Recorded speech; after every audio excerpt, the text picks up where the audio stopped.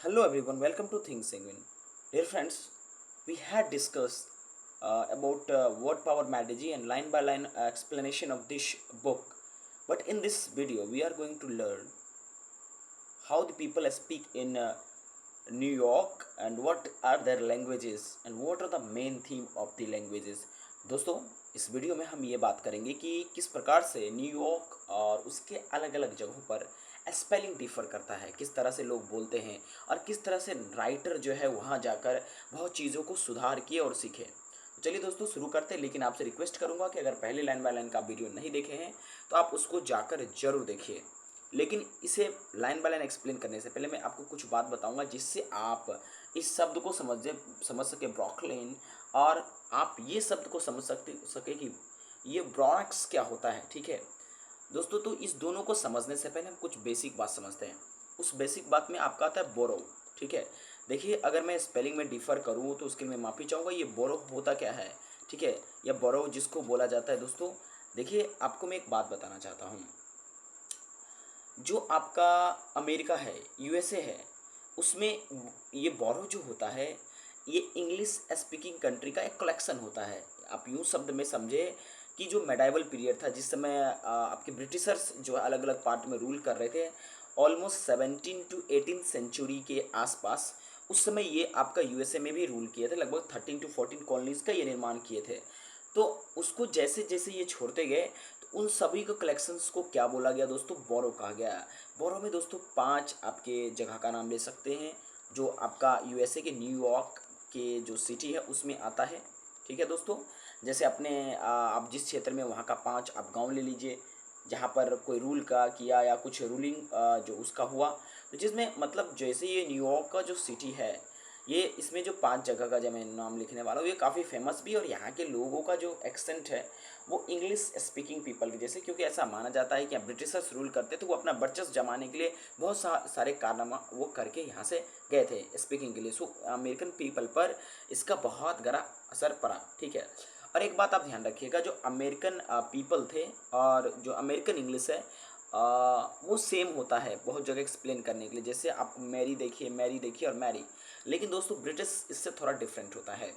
तो दोस्तों अगर मैं सीधे सीधे शब्द में आपको बताऊँ तो न्यूयॉर्क में जो आपका है 5 बोरो है। अब बोरो समझ रहे हैं आप? ठीक है, एक कॉलोनी पहले था जिसको ब्रिटिशर ने रूल किया, उसके बाद छोड़ दिया, ज़्यादा प्रभाव पड़ा आपका इंग्लिश स्पीकिंग वाले पीपल का, थोड़ा सा एक्सेंट उससे न्यूयॉर्क के बाकी जगहों से इसका डिफर हो गया। ठीक है, देखिए तो सबसे पहले दोस्तों इसमें आता है दोस्तों वो मैनहट्टन। मैनहट्टन MANHATT आपका AN, ये भी एक आप छोटा सा समझिए एक डिवीज़न है। ठीक है, और उसके बाद है दोस्तों क्वेनिस। ठीक, आप ये समझ सकते हैं। ठीक है, तीसरा है आपका दोस्तों जो है वो आपका ब्रोकलिन, जो आप चर्चा करेंगे एक प्रकार का समझिए डिवीज़न ही है जहाँ पर लोग इंग्लिश बोलते हैं। ठीक है, एक जगह आप समझ लीजिए कहाँ पर, न्यूयॉर्क में है। ठीक है, इसके अलावा दोस्तों आपका ब्रोनक्स। ठीक है, ये भी आपका ब्रोनक्स डिवीज़न है। ठीक है, इसके बाद दोस्तों स्टेटन आइलैंड, ये 5 आते हैं न्यूयॉर्क के इस आपके ब्रोकलिन में। ठीक है, या आप इसको ब्रोकलिन भी बोल सकते हैं, ब्रोकलिन। तो यहाँ पर 5वां आपका आता है स्टेटन स्टेटन आइलैंड। ठीक है, आप उम्मीद मैं करता हूँ कि जो मैं आगे आप समझाऊंगा आपको उसको आप लेकर कंफ्यूज नहीं होंगे। जब भी मैं आपको ब्रोकलिन का नाम बोलूँ तो आप समझना कि न्यूयॉर्क का एक जगह, ठीक है, एक आप छोटे से जगह मान लीजिए जहाँ पर लोग इंग्लिश बोलते हैं। ठीक है, ओके, चलिए अब पढ़ते हैं। ठीक है, सुनिएगा ध्यान से।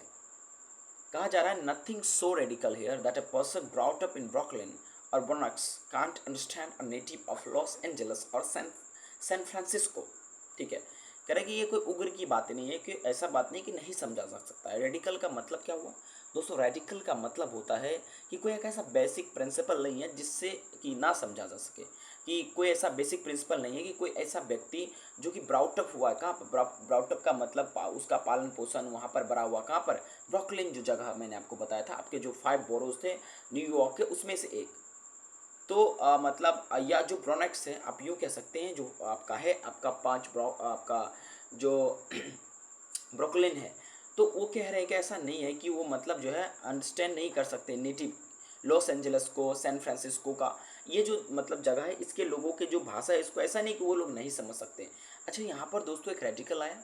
अच्छा, रेडिकल का मतलब दोस्तों क्या होता है? रेडिकल का मतलब होता है कि वायलेंट। आप लिख लीजिएगा सिनोनिम्स। मैंने एक और मुहिम ऐड किया जिसमें सिनोनिम्स मैं आपको लिखूंगा, ठीक है। और आपका फेनेटिक आप समझ लीजिए, उग्र टाइप का, ठीक है। और दोस्तों अगला जो है ये ध्यान दीजिएगा, ठीक है। अब इसमें मैंने आपको एक बताया था कि नेटिव। देखिए नेटिव का मतलब दोस्तों क्या होता है? नेटिव का मतलब होता है इंडिजीनियस, या होम ग्रोन जिसे कह सकते हैं, इसका सिनोनिम्स, ठीक है। याद रहेगा ये चीज़ है, ओके। आप कमेंट में जरूर लिखिएगा होम ग्रोन या इंडिजेनियस, ठीक है। इंडिजेनियस का मतलब क्या हुआ, यहाँ लिख देता हूँ, GNOUS। इसका मतलब भी होता है नेटिव या होम ग्रोन। तो पूरा मैं बताता हूँ, कोई रेडिकल वाली बातें नहीं है, कोई ऐसा उग्र वाली या परेशान है, कोई बेसिक प्रिंसिपल नहीं है कि जो इंसान ब्राउटअप किया गया, ब्रिंग अप से बना है ये ब्राउटअप। ब्रिंग अप का मतलब होता है पालन पोषण करके बड़ा करना, उस जगह पर उसका पालन पोषण होना। ब्रिंग अप एक फ्रेज है, उसी से बना ब्राउटअप। यानी कि कोई व्यक्ति अगर ब्रॉकलिन में अगर वो जन्म लिया है, ऐसा नहीं कि वो नेटिव लॉस एंजल्स का नहीं समझ सकता या सैन फ्रांसिस्को को नहीं समझ सकता है। It is just that each one things the other has an accent.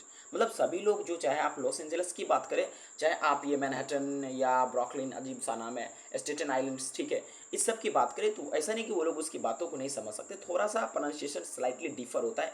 English people थोड़ा सा अपने लोगों को, ब्रिटिशर्स लोग अपने को हाइप बनाने के लिए आर साउंड को मतलब वो साइलेंट कर दिए। जैसे कार जैसे बोलते हैं ना, कार को खा खा कर दिया, आर को कहे गायब हो जाओ, थोड़ा सा अपने आप का वर्चस्व दिखाने के लिए, ठीक है। अगर मैं आपसे बात करूं, in California for example, Mary marry merry sound almost exactly alike, ठीक है। देखिए अगर कैलिफोर्निया की बात करें, आपका यूएसए के पार्ट है, इसमें है, तो चाहे मैरी की बात बोले, मैरी बोले और मैरी बोले। मैंने आपको शुरू में बताया था कि अमेरिका में आता है कैलिफोर्निया, ठीक है, अमेरिकन कंट्री है। तो इसमें जो प्रोनाउंसिएशन होगा सेम ही होगा। आपको शुरू में बताया था ब्रिटिशर्स में अलग होते हैं, ठीक है। कह रहा है कि in New York they are usually heard as quite different words. अगर आप न्यूयॉर्क में देखेंगे तो न्यूयॉर्क में क्या है कि थोड़ा सा मतलब अलग सा सुना जाता, थोड़ा जो कंप्लीटली क्या हो जाता है, क्वाइट मैंने कंप्लीटली डिफरेंट वर्ड्स बन जाता है, ठीक है। समझ में आया कि नहीं है? देखो, so to be sexier form a movement, आप थोड़ा सा एक मूवमेंट के लिए इंजॉयमेंट सेक्सियस फॉर्म लीजिए।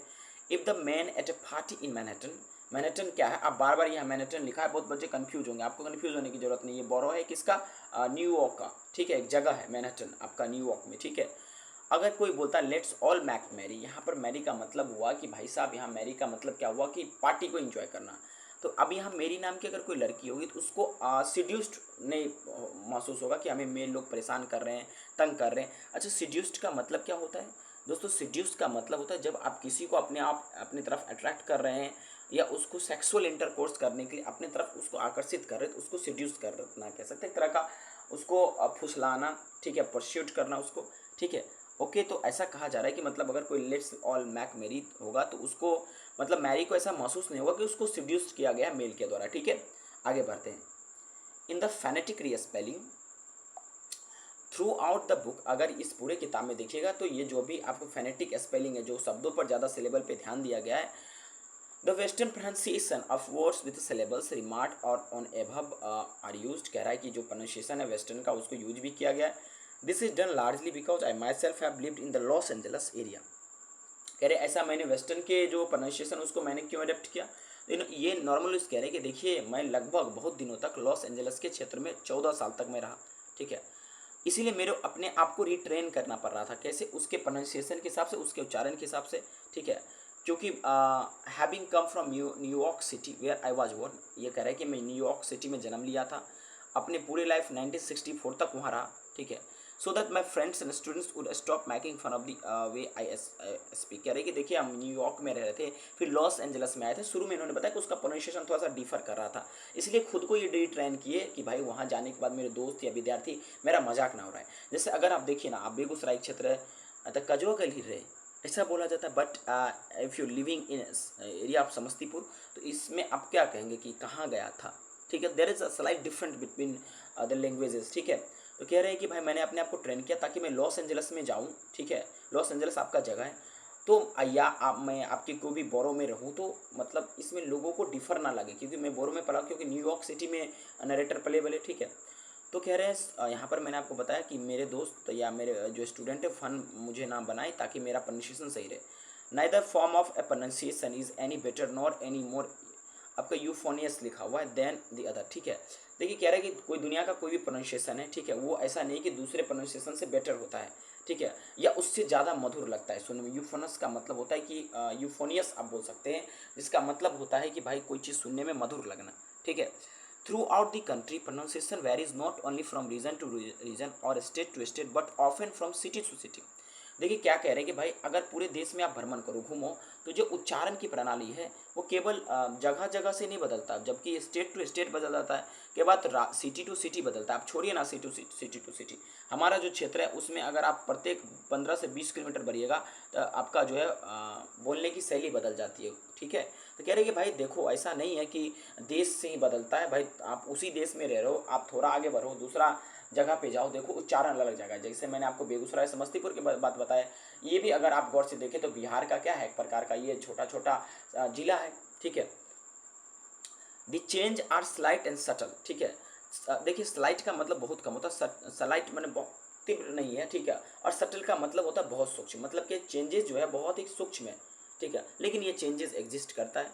ठीक है, and an expert can easily pinpoint the geographical source of a person's language patterns almost down to a few square miles in area. कोई भी एक्सपर्ट है अगर फ्यू माइल्स स्क्वायर एरिया का वो उसकी जानकारी में है तो तुरंत लोगों का एक्सेंट पकड़ के बता सकता है ये कहाँ का है। ठीक है, और कह रहे हैं if you are an easterner you will have no difficulty translating the pronunciations of words like sorority, incorrigible, disperse and astronaut. ठीक है, देखिए मैं आपको एक बात बताना चाहूँगा कि मैंने ये शब्द भी आपको बताया, इनकरेजेबल जिसे सही नहीं किया जा सकता है, डिस्पर्ज भी और एस्ट्रोनॉट है। अब ये सारे के सारे वर्ड आप हमें बताएं कमेंट में। ठीक है, और अगर आपको नहीं आता है तो आप यहाँ पर डिस्क्रिप्शन बॉक्स में जाइए, मैंने इस वर्ड को विथ सिनोनिम्स एक्सप्लेन किया कि सोरोरिटी का मतलब क्या होता है, इनकरेजेबल का मतलब क्या होता है, डिस्पर्ज का मतलब क्या होता है, एस्ट्रोनॉट तो आपको पता ही है। ठीक है, जो स्पेस में जाते हैं, इनकरेजेबल मैंने 2 बता ही दिया जिसे सही नहीं किया जा सके। ठीक है, क्लियर दोस्तों। अब कहा जा रहा है कि भाई आप अगले चैप्टर में हम डिस्कस करेंगे कंफर्टेबल लैंग्वेज पैटर्न्स को क्या क्या होना चाहिए। अब अगला है वाई इटीमोलॉजी। इटीमोलॉजी यानी शब्द विचार क्यों। देखिए इटीमोलॉजी क्या कहता है, इटीमोलॉजी deals with the origin of और डेरिवेशन ऑफ वर्ड्स। इटीमोलॉजी का सीधा मतलब है कि ये डील विद का मतलब सीधे सीधे उससे बात करता है, किस चीज़ के बारे में बताता है इटीमोलॉजी। इटीमोलॉजी बताता है भाई साहब ये शब्द जो लिखा हुआ है पर्टिकुलर शब्द, इसका ओरिजिन क्या हुआ, इस किस शब्द से इसको डेरिवेशन हुआ। जैसे मैंने आपको ईगोइस्ट के बारे में बताया था ना, ईगोइस्ट कौन से शब्द से ड्राइव हुआ, ईगो से ड्राइव हुआ, तो इसी तरह से बता रहा है इटीमोलॉजी क्या करता है कि ये बताता है कि ये किस शब्द से ड्राइव हुआ, ये किस चीज़ के बारे में बात करता है। ठीक है, देखिए अब एक हम कह सकते हैं डील इन और एक कह सकते हैं डील विथ। ठीक है, देखिए डील इन का मतलब होता है किसी चीज़ में व्यापार करना, डील विथ का मतलब हुआ किसी चीज़ से संबंधित होना या किसी व्यक्ति के साथ वर्ताव करना। ठीक है, how will you deal with her, आप उसके साथ कैसे बर्ताव करोगे, कैसे रहोगे, इस मैटर को कैसे जांच करोगे। ठीक है, अब करा when you know the meaning of a root, for example Latin ego और आई सेल्फ, मतलब कह रहा है कि अगर आप रूट का मीनिंग जानेंगे यू कैन बेटर अंडरस्टैंड, आप बहुत बढ़िया से समझ सकते हैं और बहुत आसानी शब्द में याद भी कर सकते हैं कि वो किस रूट से मिलके बना हुआ है शब्द। रूट का माने मूल शब्द होता है। कह रहा है एक शब्द सीखिए ना, लर्न वन रूट, एक रूट से सीखिए और you have the key that will unlock the meaning of up to 10 और 20 words in which the root appears. कह रहे हैं कि अगर आप एक रूट सीख लेते हैं तो उससे आप कई सारे मतलब रूट का दरवाज़ा आप खोल लेंगे। ठीक है, मतलब 10 या 20 आप जो है उसके मदद से अपने मन से शब्द बना सकते हैं, या जो भी रूट उस तरह का दिखेगा आप पता कर सकते हैं। जैसे learn ego, you can immediately get a handle on egocentric, egomaniac, egoist, egotist and alter ego. ठीक है दोस्तों, ईगो से बना हुआ शब्द, उसमें आपको आइडिया लग जाएगा भाई आई सेल्फ की बात कर रहा है, ईगो मैनियाक देखिए, ईगोइस्ट देखिए, ईगोटिस्ट में सब में कहीं ना कहीं ईगो आ रहा है। ठीक है, getting my point what I am saying. तो दोस्तों ये चीज़ें आपको ध्यान में रखने पड़ेंगे। जैसे अगर आप ये शब्द सीखे, एंथ्रोपस सीखे, जैसे जिसका मतलब होता है मेन काइंड, एक ग्रीक वर्ड है। ठीक है, लेटिन वर्ड है आपका, माफ कीजिएगा, ग्रीक आपका वर्ड है, एक रूट वर्ड है। ठीक है, आपको क्विकली अंडरस्टैंडिंग आ जाएगा भाई, आप कभी नहीं भूलेंगे। जैसे एंथ्रोपोलॉजी लिखा है, मिज़ेंथ्रोपी है, एंथ्रोपॉइड हो गया। एंथ्रोपॉइड का मतलब क्या होता है, जो चिंपांजी वगैरह था उसका जो ओल्ड सिस्टम था पुराना, उसको कहा जाता है। जैसे ह्यूमनाइट होता है ना। ठीक है, एंथ्रोपोसेंट्रिक, एंथ्रोपोमॉर्फिक, फिलेंथ्रॉपी, एंथ्रोफोबिया। ठीक है, देखिए ये सारे शब्द का मीनिंग अभी हम नहीं बताएंगे क्योंकि इस पूरे बुक में इस चीज़ के बारे में चर्चा है। ठीक है, अभी आपको हम पागल नहीं बनाना चाहते इस चीज़ को बताकर। ठीक है, जैसे फिलेंथ्रॉपी का मतलब हुआ है जो ह्यूमन काइंड को मदद करे, उसको फिलेंथ्रॉपिस्ट कहते हैं। ये बजाबते आपका डिस्कस किया गया है, तो काहे परेशान हो रहे हैं आप। ठीक है, तो आपको एंथ्रोपस पढ़ के या ईगो पढ़ के कुछ आइडिया लग गया कि भाई ये शब्द का मीनिंग क्या होता है, यही होता है रूट वर्ड। ठीक है, अब देखिए इन दी अब कहा जा रहा है कि भाई साहब इन दी इटीमोलॉजिकल अप्रोच दी वोकेबलरी बिल्डिंग, ठीक है। कह रहे जो इटीमोलॉजिकल अप्रोच है आप इसमें क्या सीखेंगे। देखिए कहा जा रहा है कि इसमें आप सीखेंगे you will learn about prefix, roots and suffix. इसमें आप पहले लगने वाले शब्द, उसके मूल शब्द और उसके बाद लगने वाले शब्दों के बारे में सीखेंगे।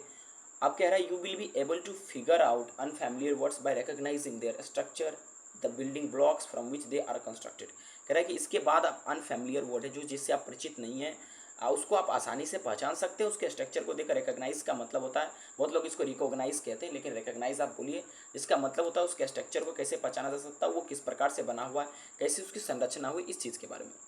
अगला you will be able to construct words correctly by learning to put this building block together in proper वे।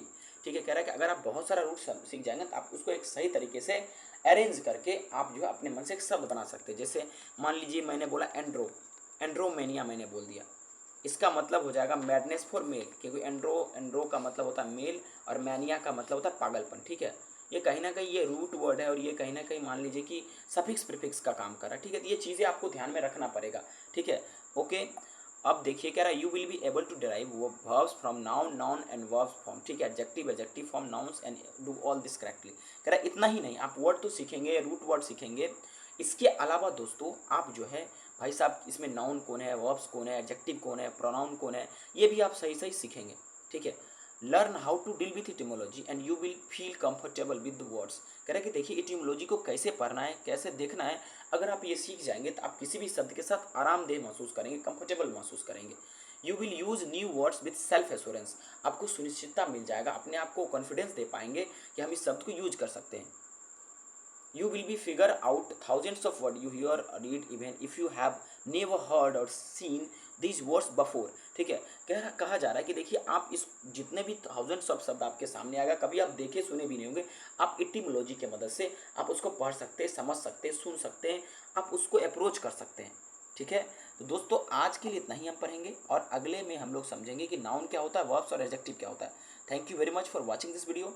मैं आशा करता हूँ कि आप चीज़ समझे होंगे। मैंने कोशिश किया या आपके जो भी ये मैं मुझे नहीं बताना था, जो आपका मैंने न्यूयॉर्क का जो भी आपका बोरो है उसके बारे में मैंने बताया, ताकि आप ये समझ सकें ब्रॉकलिन क्या होता है, ब्रोनेक्स क्या होता है, स्टेटन आइलैंड क्या होता है, मैनहट्टन क्या होता है। ठीक है, thank you very much for watching this video. Have a good day.